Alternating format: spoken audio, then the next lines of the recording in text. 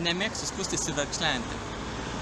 Sakyti, kad gyvename valstybėje, kuri yra homofobiškiausia šalis visoje Europos Sąjungoje. Taip pat sakyti, kad Lietuvos politikai sau leidžia labai daug, kalbėdami neapykantos kalbą. Dariau viską, ką galėjau. Pradėjau nuo to, kad 2010, vėliau 13-16 metais dalyvavau Baltic Pride eitynėse. Vėliau prisidėjau prie įvairių nevyriausybinių organizacijų dirbančių žmogaus teisių srityje veiklos. Dirbau, savanoriavau, prisidėjau prie įvairių projektų.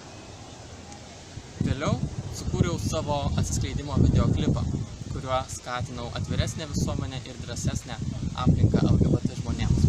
Taip pat žiniasklaidoje aktyviai gyniau LGBT žmonių teisės ir jų interesus, bendravau su žiniasklaida.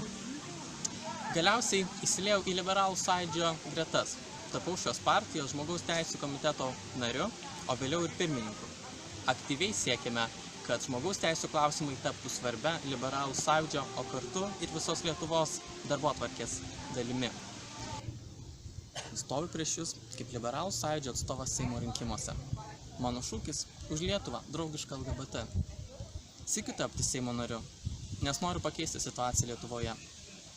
Įteisinti lyčiai neutralią partnerystę, sureguliuoti lyties keitimo įstatymą, bei aktyviai priešintis visoms egzistuojančioms ir dar tik kuriamoms homofobinėms bei transfobinėms iniciatyvoms.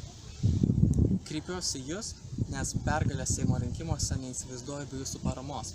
Spalio 9 dieną reitinguokite mane liberalų sąraše, taip pat prašau jūsų finansinės paramos.